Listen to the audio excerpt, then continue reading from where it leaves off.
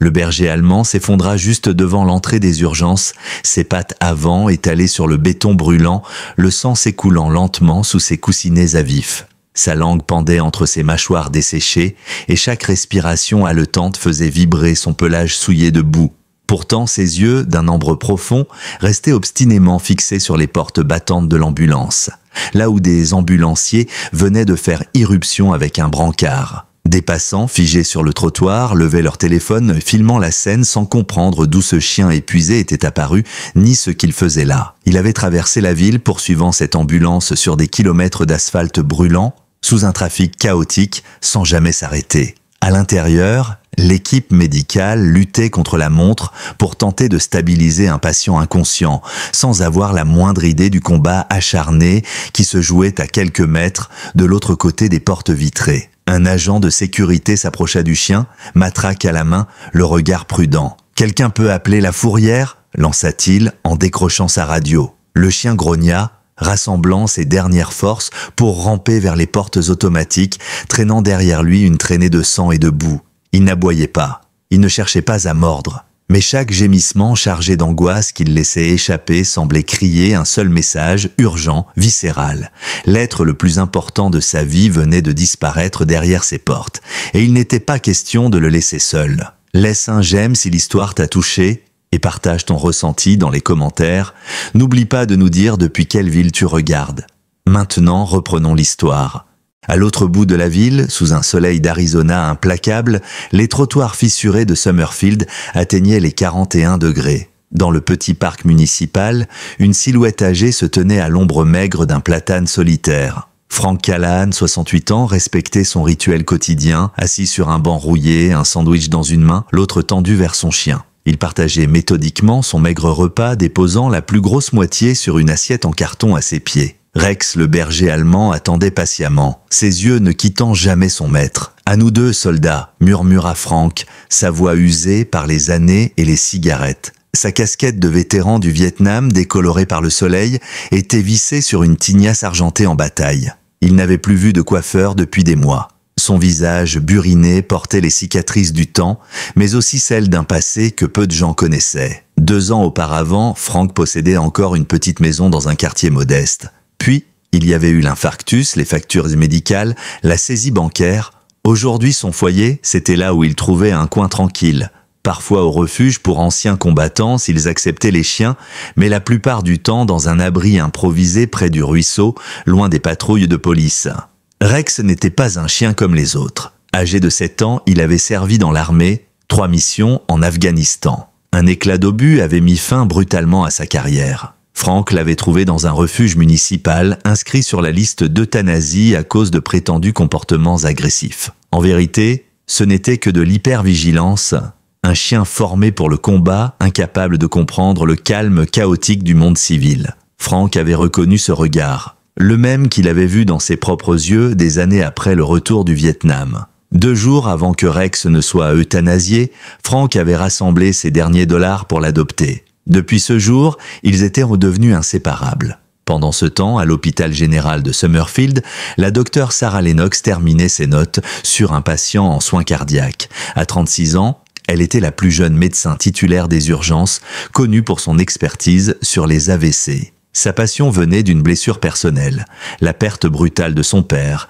victime d'un accident vasculaire cérébral 5 ans plus tôt. Ce jour-là marquait sa 3e garde de 12 heures d'affilée dans une canicule qui saturait les services d'urgence de cas de déshydratation et de crise cardiaque. Plus loin, David Brooks, ambulancier depuis 20 ans, inspectait méthodiquement son véhicule au début de sa garde. Chaque pansement, chaque bouteille d'oxygène était vérifiée avec une rigueur militaire. Sur son avant-bras, 3 fines cicatrices parallèles rappelaient une morsure de Rottweiler subie dans son enfance. Depuis, il gardait une peur latente des chiens, qu'il masquait sous des protocoles stricts. Aucun d'eux ne savait encore qu'un simple sandwich partagé dans un parc allait déclencher une série d'événements qui les réunirait tous dans l'un des récits les plus bouleversants de leur vie. Frank essuya la sueur qui lui coulait le long des tempes. Le soleil était maintenant au zénith, frappant son crâne à travers les feuilles rares du platane. Il avait tenté de commencer sa journée plus tôt pour éviter les heures les plus chaudes, mais la chaleur avait grimpé plus vite que les prévisions. Le parc était presque désert, seuls les sans-abri ou les âmes perdues osaient sortir par cette chaleur écrasante. « Pause hydratation, mon gars », dit Frank en versant un peu d'eau dans une gamelle pliante qu'il gardait dans son sac. Rex se jeta sur l'eau, sa langue râpeuse battant la surface du liquide. Son pelage noir absorbait la chaleur comme une plaque de métal. Frank avait bien essayé de lui couper les poils avec son vieux canif, mais Rex n'avait jamais été très patient avec ce genre de traitement. En rebouchant la bouteille, Frank sentit une étrange sensation lui parcourir le bras gauche, une sorte de picotement léger presque imperceptible. Il se dit qu'il avait dû dormir dans une mauvaise position la nuit précédente, sur le sol dur près du ruisseau. À son âge, les douleurs et les engourdissements faisaient partie du quotidien, comme le lever du soleil. « Festin aujourd'hui », annonça-t-il, en sortant un sandwich emballé dans du film plastique, don de l'église méthodiste. Œuf mayonnaise, pas ton préféré, mais les protéines, c'est les protéines. Il le partagea en deux, donnant à Rex la part la plus généreuse. Les protéines, ça construit le muscle, c'est ce que l'armée disait. Par contre, ils ne te disent jamais que ça a le goût de carton. Rex dressa les oreilles, réagissant à la voix de Frank, sa queue traçant une petite arabesque dans la poussière. Le lien entre eux s'était formé presque instantanément. Deux vétérans jetés sur le bord de la route par un pays qui célébrait leur service dans les discours, mais pas dans les actes. Le banc grinça légèrement lorsque Frank se déplaça pour mieux s'installer. Un vertige soudain l'envahit, et il dut agripper le bord du banc pour ne pas tomber. Le picotement dans son bras s'était étendu jusqu'à sa joue. Il tenta de prononcer le nom de Rex, mais le son sortit déformé, comme s'il n'était pas maître de sa propre bouche. Sa vision se troubla. Quelque chose clochait. Sérieusement. Son sandwich glissa de ses mains, tombant sur le sol poussiéreux. Une douleur aiguë traversa sa poitrine, irradia jusque dans sa mâchoire. Rex, qui n'avait pas encore touché sa part, leva brusquement la tête. Il laissa échapper un gémissement court, presque interrogatif. Frank tenta de bouger, de tendre la main vers lui, mais ses muscles ne répondaient plus. Sa respiration devint difficile, chaque inspiration un effort conscient. « À l'aide », murmura-t-il, mais il n'y avait personne autour pour l'entendre. Son corps s'affaissa sur le côté, il glissa à moitié sur le banc, incapable de se redresser. Rex aboya brusquement, une seule fois, puis s'approcha en trottinant, le museau contre la main pendante de Frank. Il le lécha, grattant de la patte contre sa jambe. Rien. Le chien comprit aussitôt. Quelque chose n'allait pas, terriblement. Rex recula, aboya de nouveau, cette fois plus fort. Personne ne répondit. Son instinct prit le relais. L'entraînement qui faisait autrefois de lui un chien militaire exceptionnel ressurgit. Il ne voyait pas un maître inanimé. Il voyait un homme à secourir. Son homme. Il courut jusqu'au bord du parc, aboyant à plein poumon vers les voitures qui passaient.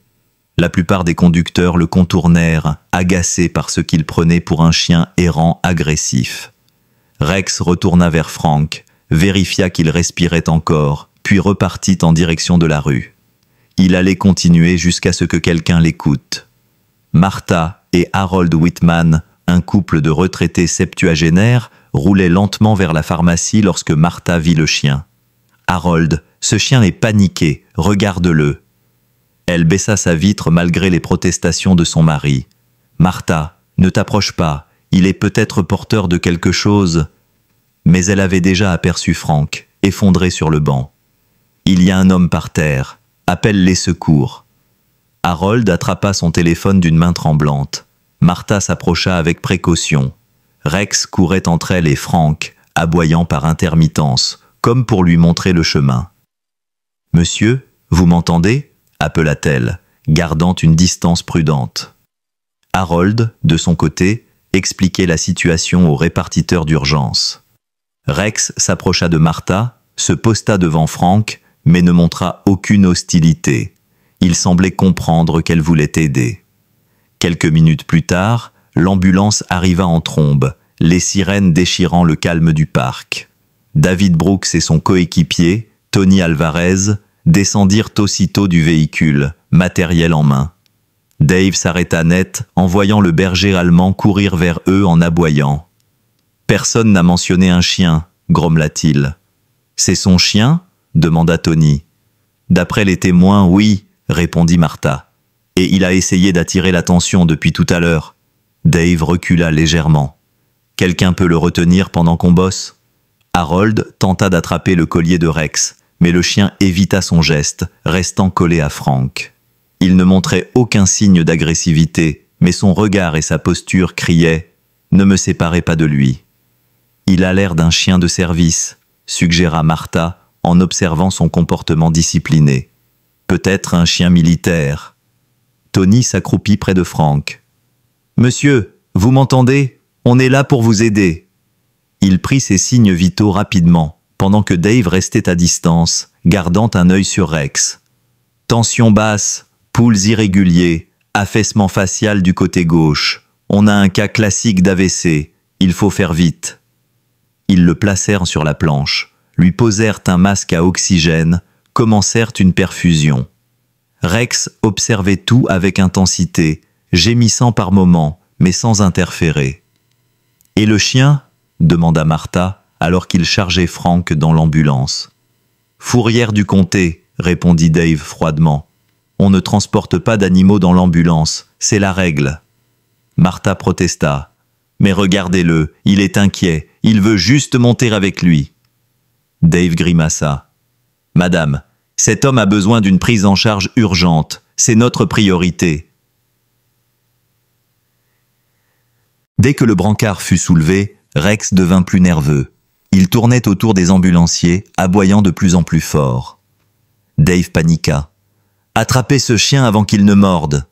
Harold tenta à nouveau de le retenir, sans succès. Rex s'écarta et se posta devant les portes de l'ambulance, prêt à sauter si besoin. « Laissez tomber !» souffla Martha. « J'appellerai la fourrière moi-même. » L'ambulance démarra, et Rex, sans perdre une seconde, se lança à sa poursuite, ses muscles tendus, sa respiration haletante, mais son objectif clair, ne pas perdre Frank de vue. Le bitume chauffé à blanc ne fit aucun cadeau à Rex. Chaque pas arrachait un frisson de douleur à ses coussinets brûlés, mais il n'en ralentissait pas pour autant. Il courait, langue pendante, les yeux rivés sur les feux arrière de l'ambulance. À chaque intersection, il prenait le bon virage, guidé par une sorte d'instinct irrépressible. Il connaissait cette ville, ses odeurs, ses raccourcis, ses dangers. Mais cette fois, il courait non pas pour chasser ou pour se défendre, mais pour rester proche de l'unique personne qui avait jamais compté pour lui. Les rues se faisaient plus bruyantes, les klaxons résonnaient, les passants s'arrêtaient, incrédules. Un chien qui poursuivait une ambulance, cela n'avait rien d'ordinaire. Certains tentèrent de l'arrêter, d'autres filmèrent la scène, sans vraiment comprendre. Rex évita un vélo, bondit au-dessus d'une barrière, fila entre deux voitures au feu rouge. Le souffle court, les pattes meurtries, le pelage mouillé de sueur. Un policier sur le trottoir sortit son sifflet, croyant voir un animal errant dangereux. Il appela le central, mais Rex avait déjà disparu au coin suivant. Rien ne pouvait l'arrêter. À l'hôpital, l'équipe de garde se mobilisait. La docteure Sarah Lennox accourut à la salle 3 dès que le brancard y fut roulé. Elle examina Frank, les yeux vifs, les gestes précis. « Combien de temps entre l'effondrement et l'arrivée ici ?» demanda-t-elle à Tony. « Environ 25 minutes. Il a été retrouvé dans un parc, inconscient, signes évidents d'AVC. » Elle acquiesça, connecta l'écran du scanner cérébral, lança les analyses sans perdre une seconde. « Appel neurologie et préparez le TPA », lança-t-elle à l'infirmière. « On est dans la fenêtre thérapeutique. » Frank, allongé sur la civière, ne pouvait plus parler, mais ses yeux cherchaient désespérément quelque chose, ou quelqu'un. Sarah s'approcha de lui. « Monsieur, je m'appelle Dr Lennox, vous êtes à l'hôpital. Vous avez fait un accident vasculaire. On va vous aider, d'accord? Vous n'êtes pas seul. » Mais Frank ne semblait pas rassuré. Il fixait la porte, son regard implorait. Il manquait quelque chose, quelqu'un. Et dehors, à peine 3 minutes plus tard, les portes de l'hôpital s'ouvrirent dans un grincement, laissant passer une silhouette titubante. Rex entra, ses pattes traînant sur le carrelage blanc, laissant derrière lui des traces de sang et de poussière. Il s'effondra juste à l'entrée, haletant, mais les yeux toujours vifs, fixés sur l'agitation médicale au fond du couloir. Les patients présents dans la salle d'attente se tournèrent vers lui, certains surpris, d'autres alarmés. Le réceptionniste se leva. « Qu'est-ce que... Qui a laissé entrer ce chien ?» Une infirmière s'approcha, paniquée. « Il est blessé !» Rex gémit doucement. Il ne cherchait pas la bagarre. Il voulait juste aller là où Frank avait été emmené.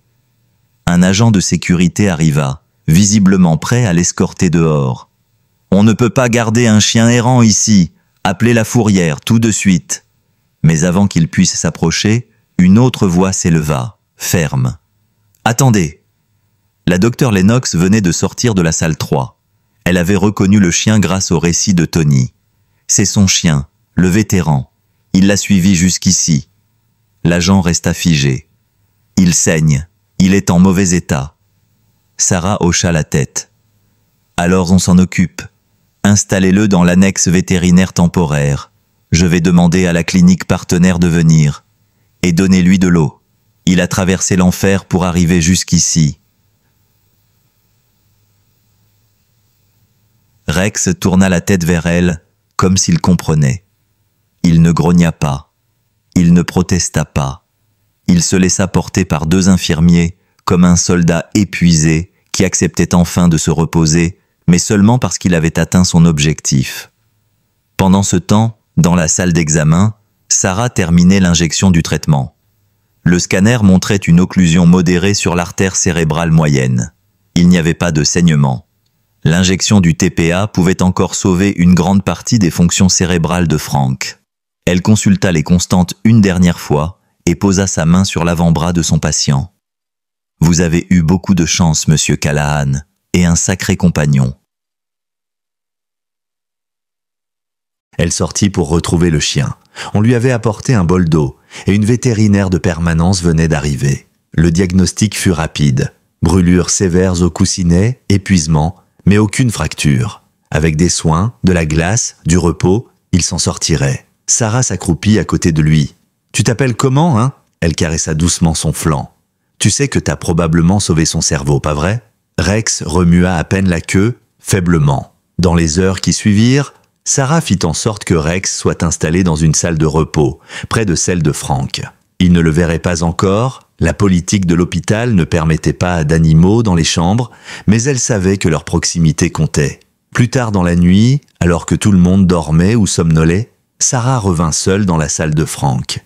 Il dormait profondément, mais ses constantes étaient stables. L'AVC avait laissé des traces, certes, mais avec de la rééducation, il pourrait retrouver une partie de ses fonctions. Elle se leva, fit quelques pas vers la porte, puis se ravisa. Et si elle essayait, elle retourna dans la salle de repos. Rex était couché, tête sur les pattes, regard triste. Elle s'accroupit à nouveau. « Viens, juste 2 minutes. » Elle l'amena discrètement jusqu'à la chambre de Frank, en prenant soin de vérifier que personne ne la voyait. Lorsqu'elle poussa doucement la porte et qu'ils entrèrent ensemble, Rex releva la tête. Il sentit immédiatement sa présence. Puis, lentement, il s'approcha du lit. Un frisson traversa le corps de Frank. Ses doigts, jusqu'alors immobiles, remuèrent légèrement. Ses paupières battirent, et lorsque Rex posa sa tête contre son bras, une larme roula sur la joue de Frank. Il n'arrivait pas à parler, mais son corps avait reconnu l'odeur, la chaleur, la fidélité absolue de ce chien qui avait défié la ville entière pour rester à ses côtés. Le matin se leva sur l'hôpital avec une lumière pâle et hésitante. Dans la chambre 214, Frank ouvrit lentement les yeux.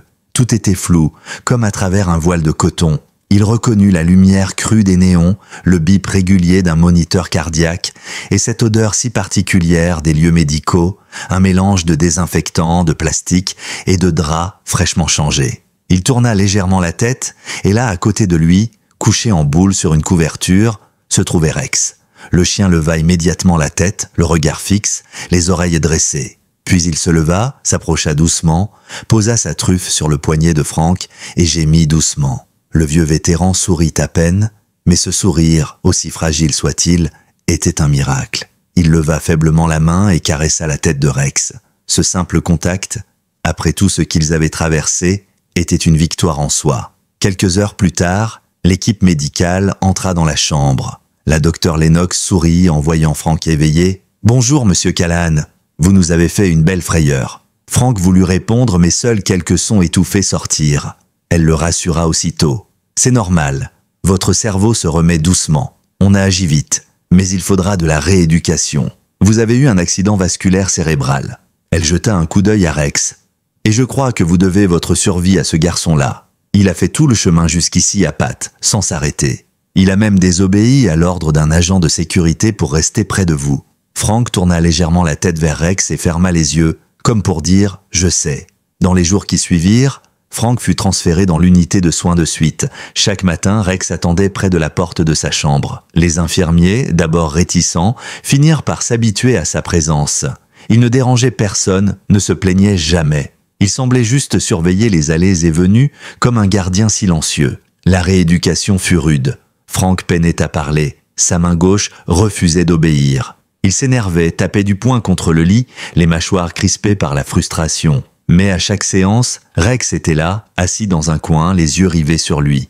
Et parfois, ce simple regard suffisait à redonner à Franck la force de recommencer. La thérapeute, une jeune femme prénommée Cassidy, avait vite compris. « Ce chien, c'est votre moteur, monsieur Callahan. Il vous pousse à avancer. » Un jour, alors qu'il travaillait sur des exercices de diction, Cassidy tendit une photo de Rex à Franck. « Dites son nom, juste une syllabe. D comme dans Rex. » Franck la fixa longtemps, puis ferma les yeux. Il inspira profondément et dans un souffle rauque, presque inaudible, il dit « D, Rex ». Cassidy se redressa, ému. « C'est parfait. On continue. » Quelques étages plus bas, un homme entrait discrètement dans le bureau administratif. Il portait une chemise militaire impeccable, des cheveux grisonnants rasés de près et un regard déterminé. « Je cherche un patient. » Un certain Frank Callahan. L'employé releva les yeux de son écran. « Il est en rééducation. Vous êtes ?» Il tendit une carte. « Colonel George Simmons, à la retraite. Je l'ai servi au Vietnam. Il m'a sauvé la vie en 1969. Je veux le voir. » La nouvelle se répandit rapidement dans les couloirs. Un vétéran décoré venait rendre visite à un ancien frère d'armes oublié. Lorsque George entra dans la chambre, Franck le reconnut immédiatement. Un éclat fugace passa dans ses yeux. George s'approcha du lit, posa la main sur celle de Franck. « On ne t'a jamais remercié comme il fallait, Franck. Mais moi, je suis là aujourd'hui, et je vais faire en sorte que tout le monde sache ce que tu as fait. » Rex, toujours couché au pied du lit, observa l'échange sans bouger. Il semblait comprendre qu'un chapitre oublié de l'histoire de son maître était en train de se rouvrir. Dans les jours suivants, George mobilisa des contacts. Il appela l'association des vétérans, rédigea une lettre au maire de la ville, contacta même une journaliste locale, une certaine Rebecca Morgan, connue pour ses portraits humains et engagés. Rebecca accepta immédiatement de rencontrer Franck. Elle passa plusieurs heures avec lui, recueillant ses souvenirs, ses silences, ses gestes. Mais ce qui la frappa le plus, c'était la présence constante de Rex. « Ce chien, dit-elle à son rédacteur en chef, n'est pas juste un animal, il est son histoire, son prolongement. » L'article, publié 3 jours plus tard dans le Concord Times, fit l'effet d'un électrochoc. Intitulé « Oublié de tous, sauvé par son chien », il retraçait le parcours de Franck, du vétéran décoré à l'homme tombé dans l'oubli et la loyauté indéfectible de Rex, devenu son seul lien au monde. Rapidement, les courriers affluèrent, des dons, des lettres d'anciens soldats, des offres d'aide. La mairie organisa une cérémonie. Et Franck, soutenu par un déambulateur avec Rex à ses côtés, monta les 3 marches du perron municipal sous les applaudissements d'une foule silencieuse et émue. Le maire prononça un discours simple mais poignant. Aujourd'hui, nous reconnaissons ce que nous avons trop longtemps ignoré, le courage, la solitude et la fidélité. Franck, les yeux brillants, leva une main tremblante. Puis, avec une voix encore fragile mais déterminée, il dit au micro « J'ai été soldat, j'ai été seul et j'ai survécu, mais je n'aurais pas tenu sans lui. Ce chien m'a ramené à la vie. » Le silence fut total. Puis une salve d'applaudissements éclata. Et au premier rang, un petit garçon demanda à sa mère « Il est héros, le monsieur ?» Elle hocha la tête, les larmes aux yeux. « Oui, mon cœur, lui et son chien. » Dans les semaines qui suivirent, la vie de Frank Callahan bascula lentement vers quelque chose qu'il n'avait plus connu depuis des années. L'attention, pas la célébrité, pas la pitié, mais une reconnaissance sincère. La communauté des anciens combattants s'organisa pour lui offrir un soutien médical prolongé. Une maison de rééducation spécialisée lui ouvrit ses portes. Et surtout, un logement adapté lui fut proposé, non loin du centre-ville, dans un quartier calme où les chiens étaient les bienvenus. Rex, lui, s'adaptait aussi. Ses pattes avaient guéri, il avait repris du poids et son regard semblait plus vif, comme s'il comprenait que la douleur et l'abandon appartenaient enfin au passé. Dans le nouveau logement, un petit appartement au rez-de-chaussée, Frank disposait d'une rampe, d'un fauteuil roulant automatisé et d'un lit médicalisé, mais surtout d'un fauteuil en cuir près de la fenêtre où Rex venait se coucher chaque après-midi, le museau posé sur les pieds de son maître. Le dimanche, George passait avec du café et un sac de beignets. « Tu sais, Frank, c'est incroyable ce que ce chien a provoqué. Il a brisé le silence. Et maintenant que tout le monde t'écoute, il est peut-être temps de leur raconter ce que tu n'as jamais dit. » Frank restait silencieux à ces mots, le regard perdu vers l'extérieur. Mais il hocha la tête lentement. Rebecca revint, cette fois avec un caméraman. Elle souhaitait tourner un petit documentaire, quelque chose de simple, pour la chaîne locale. Frank accepta. Il ne parlait pas beaucoup. Les mots étaient encore fragiles, mais il racontait avec ses gestes, ses silences, ses regards vers Rex. Et surtout, il montrait. Une boîte en bois, rangée dans un placard, contenait des souvenirs du Vietnam, une photo délavée d'un groupe de soldats, un morceau de treillis taché de sang, une médaille et une lettre. Cette lettre, Rebecca l'ouvrit avec précaution. L'écriture était tremblante mais lisible. C'était une note de remerciement d'un jeune soldat que Frank avait sauvé en 1970 dans la jungle lors d'une embuscade. Il y racontait comment Frank avait porté son corps blessé sur plusieurs kilomètres, évité les patrouilles ennemies et attendu 2 jours sous une pluie battante avant d'être récupéré. À la fin, une phrase « Si je vise aujourd'hui, c'est grâce à vous. Un jour, j'espère pouvoir vous rendre l'appareil. » Rebecca lut la lettre à voix haute pendant que la caméra filmait Frank, les yeux fermés, une main sur la tête de Rex.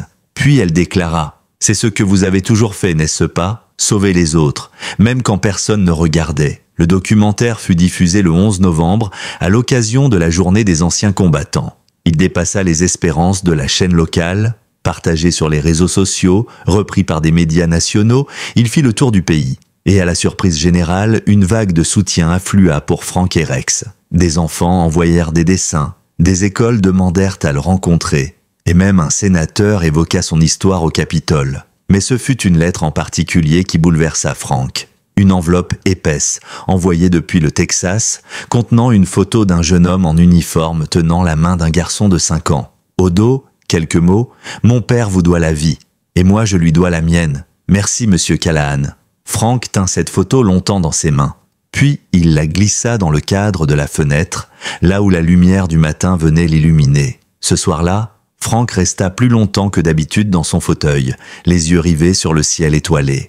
Rex, fidèle à son poste, s'étira puis vint poser sa tête sur les genoux de son maître. Le vétéran murmura alors quelques mots, presque inaudibles. « Je croyais que c'était fini, que plus rien n'avait de sens, mais toi, tu m'as ramené. » Rex ne bougea pas. Il resta là, en silence, comme s'il comprenait. Quelques jours plus tard, Rebecca appela Frank avec une nouvelle inattendue. « Le gouverneur organise une cérémonie à Albany. Ils veulent te remettre une médaille de reconnaissance pour l'ensemble de ta carrière militaire. Et ils veulent que Rex soit là, à tes côtés. » Frank ne répondit pas tout de suite. Il sembla hésiter, comme s'il avait peur d'y croire. Puis il sourit faiblement. S'ils acceptent un vieux bonhomme en fauteuil et un chien cabossé, alors, pourquoi pas? La cérémonie eut lieu dans un auditorium sobre mais plein à craquer. Des militaires en uniforme, des civils, des enfants, des journalistes. Frank arriva dans un silence respectueux, accompagné par George et suivi de Rex. Lorsqu'il monta sur scène, aidé par 2 membres de la garde nationale, le gouverneur s'approcha et lui remit la médaille. Puis il se tourna vers Rex et dans un geste rare, accrocha à son collier une médaille honorifique symbolique. Pour loyauté et courage, à un compagnon qui n'a jamais abandonné, la salle se leva. Les applaudissements retentirent comme une marée. Et au milieu de cette foule, un homme pleura discrètement. C'était un ancien camarade de Frank, que la vie avait éloigné, mais que l'article et le documentaire avaient ramené. La vie reprit son cours dans l'appartement de Frank, mais plus rien n'était tout à fait comme avant. Il recevait encore quelques lettres, des appels de journalistes curieux, des invitations à des événements d'anciens combattants. Mais ce qu'il chérissait par-dessus tout, c'étaient les jours simples. Les matins où la lumière filtrait à travers les rideaux, où l'odeur du café remplissait la cuisine, et où Rex venait s'asseoir, comme chaque jour, en face de lui, dans cette routine silencieuse qui disait tout. Il ne cherchait pas la gloire. Il n'avait jamais voulu être un héros. Mais il apprenait à accepter l'amour, la reconnaissance et la présence de ceux qui ne l'avaient jamais vraiment quitté. Un après-midi d'automne, alors qu'il était sorti avec Rex pour une courte promenade autour du pâté de maison, Frank fut arrêté par une jeune femme tenant son fils par la main. Elle s'appelait Madison, enseignante dans une école primaire du quartier. « Excusez-moi, est-ce que vous seriez d'accord pour venir parler à nos élèves? Ils ont vu le documentaire. Ils parlent de vous tout le temps. » Frank sourit, hésita, mais quelque chose dans les yeux du garçon, une admiration pure, le fit hocher la tête. Quelques jours plus tard, il se rendit à l'école accompagné de George et de Rex. Les enfants, assis en cercle dans la bibliothèque, l'attendaient avec impatience. Frank ne parla pas longtemps. Les mots étaient encore difficiles. Mais il leur montra sa médaille, raconta une histoire de camaraderie dans la jungle et leur expliqua à quel point Rex avait changé sa vie. Quand un élève leva la main et demanda « Est-ce que Rex est un super-héros ?» Frank rit doucement « Non, c'est un chien. Mais il m'a sauvé plus d'une fois. Et parfois, c'est ça, être un héros, rester même quand tout le monde s'en va. » Ce jour-là, Frank rentra chez lui fatigué mais plus léger. Il n'avait pas prononcé un discours parfait, mais il avait semé quelque chose. Et cela lui suffisait. Mais tous les jours n'étaient pas paisibles. Certains soirs, Frank se réveillait en sursaut, trempé de sueur, revivant des souvenirs qu'il avait enfouis depuis trop longtemps. Des explosions, des cris, des visages qu'il n'avait jamais oubliés. Lors de ces nuits-là, Rex grimpait lentement sur le lit, posait sa tête contre la poitrine de Frank et restait là, sans bouger, jusqu'à ce que la respiration de son maître retrouve un rythme normal. Il ne comprenait pas les cauchemars, mais il savait les reconnaître. Un matin, alors qu'il se rendait à une consultation de suivi, Frank croisa un jeune homme en uniforme dans la salle d'attente. L'homme, d'environ 30 ans, s'approcha timidement. « Monsieur Callahan, je suis le fils du sergent Ben Harlan. Il m'a parlé de vous toute sa vie. Vous étiez son capitaine. » Frank le regarda longuement, puis tendit la main. Le jeune homme la serra avec émotion. Il disait toujours que s'il n'était pas mort ce jour-là, c'était grâce à vous. J'ai grandi avec votre nom. Je voulais vous rencontrer. Frank ne répondit pas, mais son regard disait tout. Et Rex, à ses pieds, remua doucement la queue comme pour approuver ce moment suspendu dans le temps. Au fil des mois, Frank reprit des forces. Il ne marchait plus qu'avec une canne, ses mots revenaient lentement, et il avait retrouvé un certain appétit de vivre. Il ne regardait plus la télévision en boucle, ne fuyait plus les anniversaires ou les commémorations. Il participait, il existait, il recommençait à écrire. De petites phrases, des souvenirs. Et un soir, il appela Rebecca. « J'aimerais qu'on écrive un livre, pas sur moi, sur nous, Rex et moi. » Elle accepta immédiatement. Le projet prit forme lentement. Chaque chapitre racontait un fragment, une journée dans la vie d'un homme ordinaire avec un chien extraordinaire. Il ne s'agissait pas d'un témoignage héroïque, mais d'une histoire humaine, tissée de silence, de douleur et de résilience. Et dès les premières pages, on comprenait. Ce n'était pas seulement l'histoire de Frank, c'était celle de tous ceux qui avaient été abandonnés, oubliés, blessés, mais qui s'étaient relevés grâce à un regard fidèle. Le livre fut publié sous le titre « Le cœur de Rex ».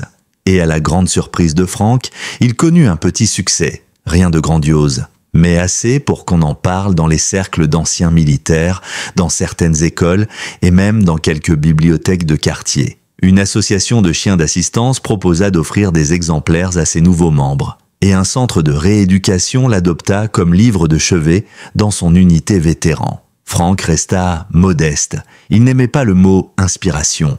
Mais lorsqu'un ancien soldat en fauteuil roulant lui écrivit « Vous m'avez redonné envie de sortir de chez moi », il se contenta de murmurer à Rex « Tu vois mon vieux, on sert encore à quelque chose ». Les mois passèrent et avec eux, les saisons changèrent. L'hiver s'installa doucement sur la petite ville d'Everbrook. La neige recouvrit les trottoirs, les arbres devinrent squelettiques et le souffle du vent faisait vibrer les fenêtres de l'appartement de Frank Callahan. Mais à l'intérieur, la chaleur restait constante. Rex adorait cette période. Les tapis devenaient plus moelleux, les couvertures plus épaisses, et chaque coin de pièce sentait le feu de bois et le café fort. Frank, lui, savourait cette lenteur. Chaque geste du quotidien était devenu un rituel. Allumer la lampe à huile le soir, lire un chapitre d'un vieux roman, noter un souvenir dans son carnet, observer Rex s'endormir roulé en boule devant le radiateur. La vie n'était pas spectaculaire, mais elle avait retrouvé une forme de dignité. Un soir, alors qu'une tempête s'annonçait, Frank reçut un appel inattendu. C'était le docteur Everett, un vétérinaire à la retraite, ancien camarade de classe de Frank, aujourd'hui bénévole dans une organisation de sauvetage canin. Il lui proposait une idée folle. Il y a une campagne de sensibilisation sur les chiens de service oubliés. On voudrait créer une exposition itinérante avec des portraits et des récits. Et je pensais, pourquoi pas Rex? Frank resta silencieux un moment. Puis il accepta, à condition qu'on ne transforme pas leur histoire en fable héroïque. Je veux qu'on dise la vérité, même les jours où j'étais brisé, même ceux où j'ai failli abandonner. Parce que sans ces jours-là, Rex ne serait pas un miracle. La séance photo eut lieu dans un studio modeste. Le photographe, un certain Daniel Monroe, avait l'œil pour capter les regards chargés d'histoire. Il plaça Frank sur un vieux fauteuil en cuir, Rex assis à côté, et demanda simplement « Regardez-le, c'est tout ». Ce cliché en noir et blanc montra un vieil homme aux traits fatigués mais dignes, regardant son chien avec une tendresse désarmante. La photo fit le tour des galeries vétéranes et fut même publiée dans un magazine national. L'exposition démarra à Chicago, puis passa par Pittsburgh, Nashville et Sacramento. À chaque étape, Frank recevait des lettres, pas seulement des compliments, des confessions, des récits de vétérans qui avaient sombré, puis remonté grâce à un animal, des enfants traumatisés qui dormaient enfin grâce à la présence rassurante d'un chien, des femmes veuves qui retrouvaient le goût du silence partagé. Frank comprit alors qu'il avait touché quelque chose de profond. Ce n'était pas son histoire qui comptait. C'était ce qu'elle révélait, le lien invisible entre deux âmes blessées, la capacité d'un chien à tenir le fil de la vie quand tout vacille. Un matin, alors qu'il buvait son café en regardant les flocons tomber, George frappa à la porte. Il avait les joues rouges, le souffle court et tenait un carton sous le bras. « Tu vas pas y croire, Frank. Regarde ça. » À l'intérieur, une lettre officielle avec l'entête du département des anciens combattants et un dossier attaché, indiquant que le Sénat envisageait de faire une proposition de loi, inclure les chiens d'assistance ayant sauvé une vie dans les distinctions officielles accordées aux compagnons de guerre. Le projet s'appelait Rex's Law. Frank ne dit rien pendant de longues minutes. Il caressa la tête de Rex qui le regardait sans comprendre. Puis il murmura « Tu vois mon vieux, tu n'as jamais porté d'uniforme, mais tu mérites chaque médaille. » Quelques jours plus tard, un journaliste du Herald Tribune vint l'interviewer à ce sujet. Il demanda à Frank s'il voulait être présent à la lecture de la loi à Washington. Frank refusa poliment. « Je suis un homme simple. Je préfère regarder la neige tomber avec mon chien. » Mais il ajouta « S'ils font passer cette loi, j'espère qu'ils penseront aussi à ceux qu'on ne verra jamais. Ceux qui sont restés là-bas, et ceux qui, ici, vivent encore dans le silence. » La proposition fut débattue, modifiée, ralentie par les procédures. Mais l'histoire de Rex resta. Elle avait ouvert une brèche, une conscience. Et partout dans le pays, des refuges rapportaient une hausse des adoptions de chiens âgés. Des vétérans demandaient des programmes de soutien animal, des campagnes de dons furent lancées et certaines villes créèrent des unités de soutien vétérans animaux. Pendant ce temps, Frank vieillissait. Son corps se faisait plus lent, ses nuits plus courtes, mais il ne se plaignait pas. Il avait Rex, il avait sa routine, il avait trouvé la paix. Un soir d'avril, alors qu'un orage grondait au loin, Frank se réveilla avec une douleur sourde au bras gauche. Il tenta de se lever, mais son corps refusa. Il sentit son souffle raccourcir, sa vision se troubler. Il appela Rex d'une voix tremblante, et une fois encore, le chien comprit. Il poussa la porte de la chambre, attrapa le téléphone sans fil sur la table basse et le tira jusqu'à Frank. Il se mit ensuite à aboyer sans relâche, déclenchant l'alerte de son collier intelligent connecté à un voisin. L'ambulance arrive juste à temps. L'équipe médicale trouva Frank inconscient, mais vivant. Et Rex, assis à côté, le museau posé sur son torse, refusait de bouger. L'hôpital de North Haven reçut Frank dans un état critique. L'infirmière de garde, Madame Alston, se souvint des alertes déclenchées par le collier connecté et prévint aussitôt le service de soins intensifs. Le nom de Frank Callahan n'était plus inconnu.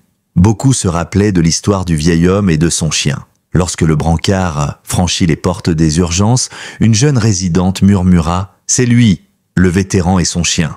Ce n'était plus un patient parmi tant d'autres, c'était un survivant. Rex, qui avait suivi l'ambulance jusque devant les portes, refusa de bouger. Il se posta là, sous la pluie fine, le regard fixé sur l'entrée. Le personnel tenta de le faire entrer à l'intérieur, mais il restait figé, trempé jusqu'aux os, comme s'il savait que la frontière entre lui et Frank était cette porte. Alors, l'un des internes, un certain Andrew Keller, sortit une chaise roulante, y installa Rex avec une vieille couverture et l'installa juste à l'intérieur, à côté du bureau des admissions. « Il a sa place ici », déclara-t-il simplement. Frank passa plusieurs jours entre la vie et la mort. Les médecins diagnostiquèrent un infarctus complexe, aggravé par l'âge et les séquelles de l'AVC. On craignait une défaillance organique, une perte irréversible de fonctions cognitives. Mais à chaque changement d'équipe, quelqu'un passait voir Rex, lui donnait à manger, lui parlait. Il devenait le point de repère silencieux de tout le personnel. Un soir, une infirmière lui glissa doucement. « Tiens bon, il va revenir, il doit revenir. » Et Frank revint, lentement, douloureusement, mais il revint. Ses premiers émaux furent presque imperceptibles. Il désigna la porte et demanda « Il est là ?» On ne comprit pas tout de suite. Puis l'infirmière répéta à haute voix « Rex ?»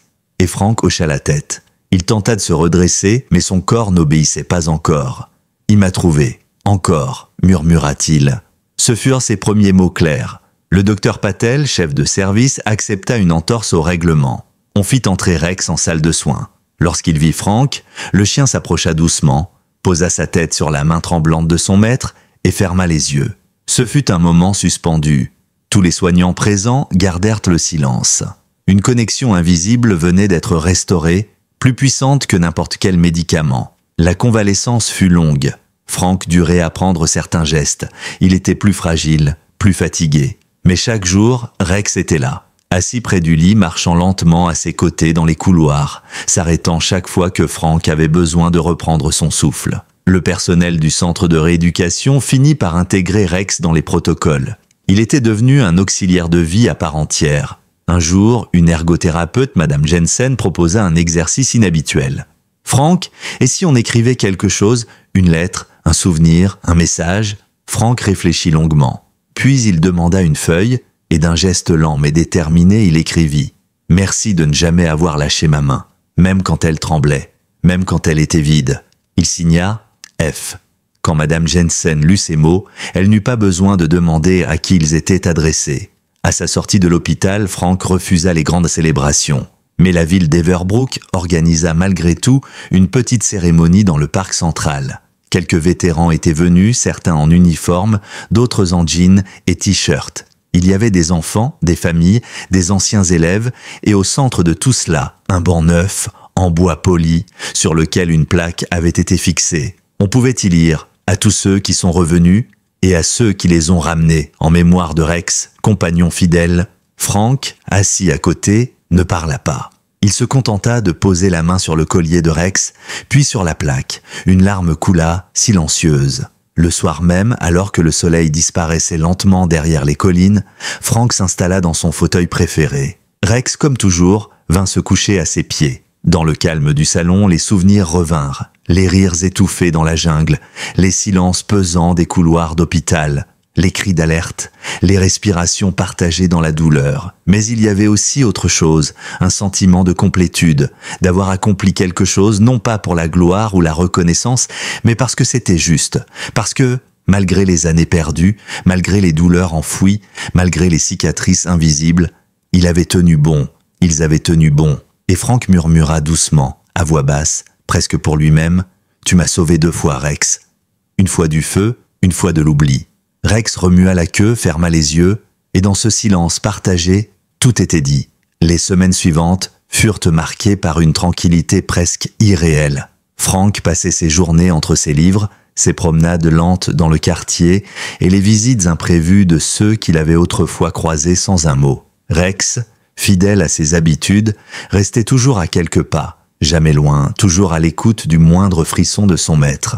Un matin d'été, alors que le soleil perçait à travers les rideaux et que la chaleur s'installait doucement dans la pièce, Frank reçut une lettre inhabituelle. L'enveloppe, à l'en-tête du gouvernement, portait le sceau de la commission des affaires vétéranes. Intrigué, il l'ouvrit avec soin. À l'intérieur, une invitation formelle Il était convié à Washington non seulement pour témoigner devant une sous-commission sur l'impact des chiens de service, mais aussi pour recevoir, à titre exceptionnel, une distinction honorifique pour Rex, une médaille civile attribuée aux animaux ayant fait preuve d'un courage hors du commun dans l'assistance à une vie humaine. Frank resta figé de longues minutes. Il avait toujours fui les projecteurs, refusé les cérémonies, mais cette fois, c'était différent. Ce n'était pas pour lui, c'était pour Rex. Une semaine plus tard, Frank et Rex montaient à bord d'un train direction la capitale. Le voyage fut long, entre arrêts et secousses, mais il permit à Frank de revoir les paysages de son pays, ceux qu'il n'avait plus traversés depuis des décennies. Dans le wagon, les passagers étaient intrigués par ce duo silencieux.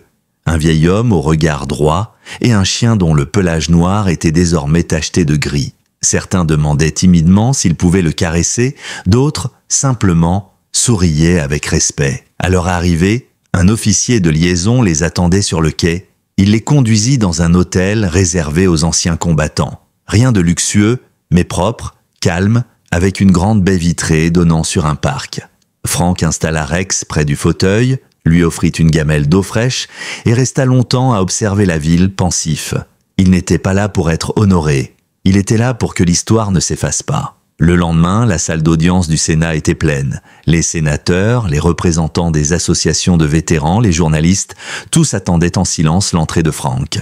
Lorsqu'il franchit la porte, appuyé sur sa canne, Rex marchant lentement à ses côtés, l'assemblée se leva spontanément. Le silence se fit complet. Frank s'approcha du pupitre. Il ne lut pas de discours. Il posa simplement une feuille, leva les yeux et dit « Je suis ici parce qu'un chien a refusé de m'abandonner. Pas une fois. Pas même quand moi, j'avais baissé les bras.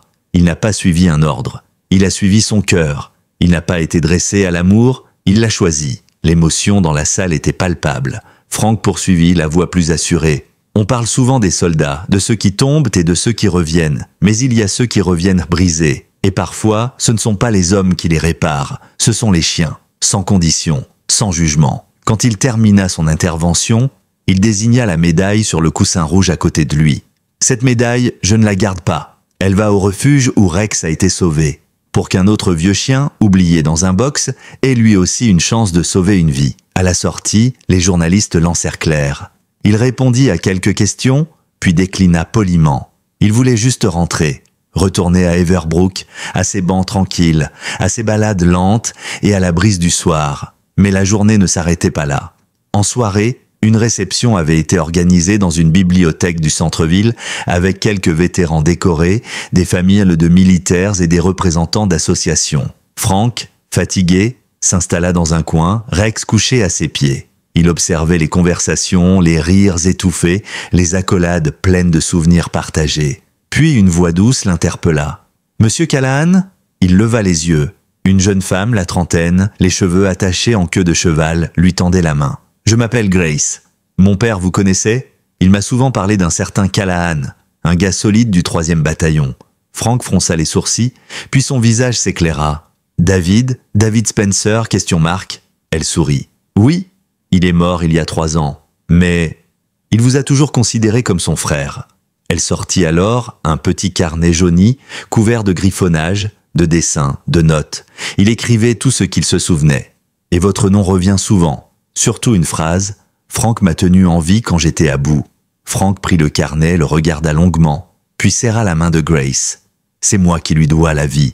Il m'a ramené dans l'hélico ce jour-là. Je n'aurais pas survécu sans lui. » Elle hocha la tête, émue. « Il disait que vous étiez la seule personne à comprendre ce qu'il avait vu là-bas. Merci de ne pas avoir oublié. » Frank ne répondit pas. Il caressa simplement la tête de Rex, qui levait les yeux vers lui comme pour dire « Tu vois, on continue à les faire vivre. » De retour à Everbrook, Frank retrouva sa routine avec une sérénité nouvelle. Les gestes étaient plus lents, les pas plus prudents, mais chaque journée semblait plus dense, plus pleine de sens. Les voisins l'accueillirent avec chaleur. On lui proposa de l'aide, des repas, du jardinage partagé. Mais Frank n'attendait rien, sauf la présence rassurante de Rex. Ce chien, son chien, devenu une légende locale, un compagnon indissociable de l'histoire qu'ils avaient écrite à deux. Un matin de septembre, alors que les feuilles commençaient à roussir sur les trottoirs, Frank s'aventura au marché. Il y allait rarement, préférant la discrétion à l'agitation, mais ce jour-là, quelque chose le poussa à y aller. Il marchait doucement, saluant les commerçants, quand un petit garçon, une peluche usée à la main, s'approcha timidement de Rex. Le chien, toujours calme, s'assit aussitôt. Le garçon posa sa main sur sa tête et dit simplement « C'est vrai que c'est lui, le chien qui a traversé la ville pour sauver un monsieur ?»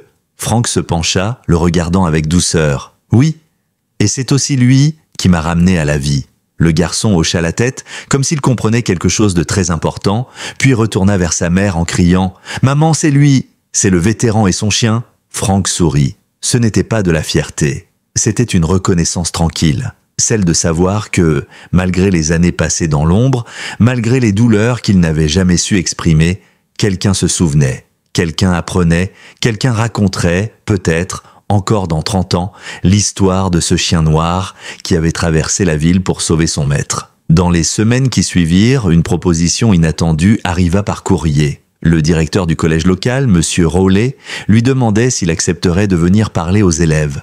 Pas d'un discours officiel, juste un échange, une discussion simple sur la loyauté, le courage, les liens qui sauvent. Frank hésita longtemps. Il ne s'était jamais vu comme un exemple, mais Rex, lui, n'avait jamais hésité. Le jour venu, Frank entra dans la salle de classe, Rex trottinant à ses côtés. Les enfants se turent instantanément. Il n'eut pas besoin de se présenter. Il se contenta de raconter une histoire. Pas la guerre, pas la douleur, juste la manière dont un chien avait attendu des jours, sous la pluie, dans le silence, sans comprendre les machines, sans comprendre les médecins, mais comprenant une chose essentielle. Il fallait rester. Il leur dit « Je n'ai pas toujours été un homme facile. Il y a eu des jours où j'aurais préféré disparaître, mais Rex m'a vu comme quelqu'un de vivant, même quand moi, je m'étais éteint. » À la fin, les enfants se levèrent pour le remercier. Un garçon au fond de la classe, timide, à lunettes épaisses, lui demanda « Monsieur, vous croyez que c'est possible pour tout le monde d'avoir quelqu'un qui vous sauve ?» Frank regarda Rex, puis le garçon. « Oui, mais il faut être prêt à ne pas toujours comprendre comment ça vient. Parfois c'est un chien, parfois c'est un ami, parfois c'est un souvenir, mais il faut savoir écouter. » La directrice proposa alors de faire de ce jour un moment annuel. La journée du lien, une célébration discrète de tous ceux qui ont soutenu quelqu'un d'autre, humain ou animal, visible ou silencieux. Et Frank, cette fois, accepta sans hésitation. Un soir, alors qu'il observait les étoiles depuis son porche, Rex à ses pieds, Frank repensa à toutes les vies qui s'étaient entrelacées à la sienne. Celles qu'il avait croisées au Vietnam, celles qu'il avait perdues, celles qu'il avait redécouvertes. Il se demanda ce que serait devenu Rex s'il ne l'avait jamais adopté. Probablement un chien errant de plus, oublié dans un refuge. Ou peut-être pas. Peut-être qu'un autre l'aurait trouvé. Mais au fond de lui, Frank savait que c'était ce lien précis, à ce moment-là, qui avait sauvé les deux. Et ce lien, désormais, se prolongeait dans les cœurs des enfants, dans les souvenirs d'inconnus, dans les articles écrits sur leur histoire. On lui avait proposé un jour d'en faire un film. Il avait refusé. Laissez ça à ceux qui en ont besoin. Moi, j'ai vécu l'histoire. Ça me suffit. Une nuit, Frank fit un rêve. Il se revoyait jeune, dans la jungle, le fusil à la main, les sens en alerte. Mais au lieu du fracas des hélicoptères, il n'entendait que le souffle lent et paisible de Rex. Et dans ce rêve, il comprit que ce n'était pas la guerre qu'il avait définie. Ce n'était pas non plus la survie. C'était l'amour inconditionnel. Celui qui ne demande rien, qui ne juge jamais, qui reste là, même quand on n'a plus de mots. Les années passèrent avec une lenteur paisible, comme un vieux vin qui vieillit sans bruit. Frank, désormais octogénaire, marchait un peu moins, parlait un peu plus. Il accueillait les jours avec calme, buvait son café en regardant les oiseaux et écrivait parfois dans un vieux cahier aux pages cornées. Rex, lui, vieillissait aussi. Ses yeux, autrefois perçants, devenaient voilés, ses pattes hésitantes. Mais leur lien ne faiblissait jamais. Il y eut des matins plus difficiles, des douleurs aux genoux, des réveils tardifs, des silences plus longs. Et il y eut un jour où Rex ne se leva pas. Frank s'en rendit compte quand il ne sentit pas le museau humide contre sa main au réveil. Il descendit lentement les escaliers, chaque marche lui donnant un peu plus l'impression qu'un vide se formait devant lui. Rex était là, couché sur le tapis, respirant doucement, mais sans bouger. Frank s'agenouilla, posa sa main sur sa tête. « On se repose, vieux frère ?» murmura-t-il.